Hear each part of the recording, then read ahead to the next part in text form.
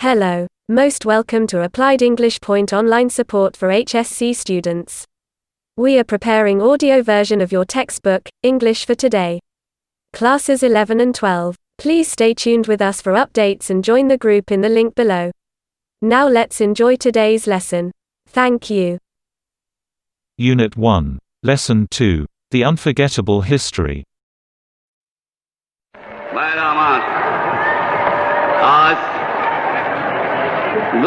My brothers, I stand before you today with a heart overflowing with grief.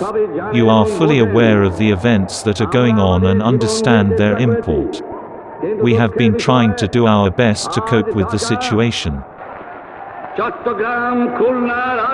And yet, unfortunately, the streets of Dhaka, Chittagong, Khulna, Rajshahi and Rangpur are awash with the blood of our brothers.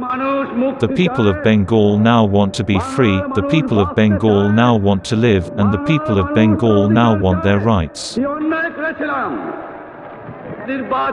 What have we done that was wrong? After the elections, the people of Bangladesh voted as one for me, for the Awami League. We were to sit in the National Assembly, draft a constitution for ourselves there, and build our country. The people of this land would thereby get economic, political, and cultural freedom. But it is with regret that I have to report to you today that we have passed through 23 tragic years. Bengal's history of those years is full of stories of torture inflicted on our people, of blood shed by them repeatedly. 23 years of a history of men and women in agony. The history of Bengal is the history of a people who have repeatedly made their highways crimson with their blood. We shed blood in 1952, even though we were the victors in the elections of 1954. We could not form a government then. In 1958, Ayub Khan declared martial law to enslave us for the next 10 years.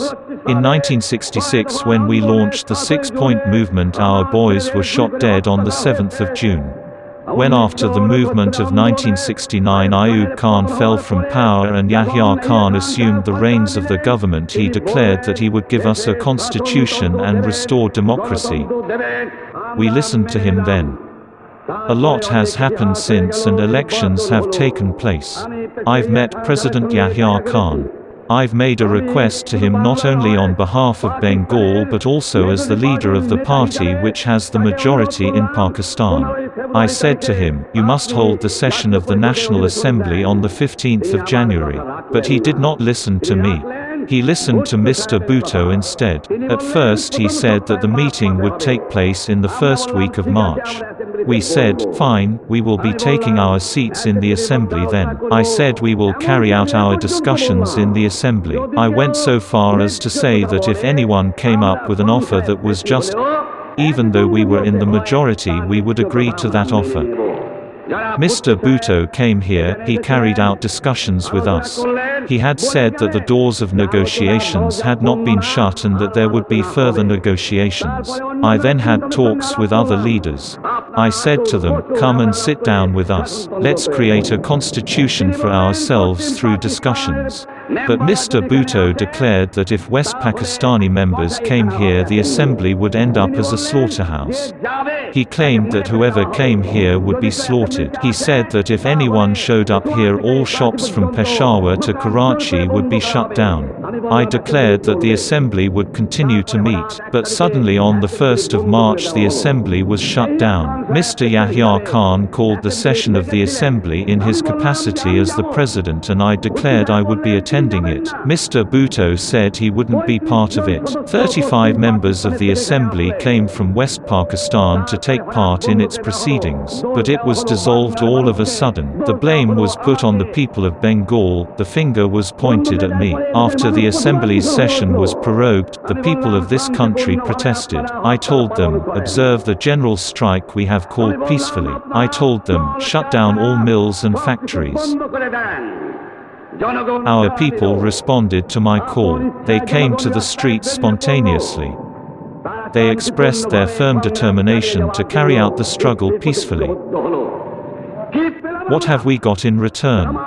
Those who bought arms with our money to defend us from external enemies They're now using those arms on the poor, the wretched, the downtrodden people of the land. Bullets are being aimed at their hearts. We constitute the majority in Pakistan, but whenever we Bengalis have tried to assume power, they have used force on us.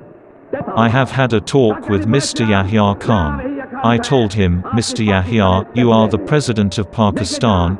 Come and observe how the poor people of my country are being mowed down with bullets.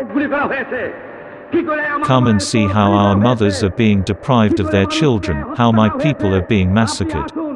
Come, observe, and only then pass a judgment on what is going on.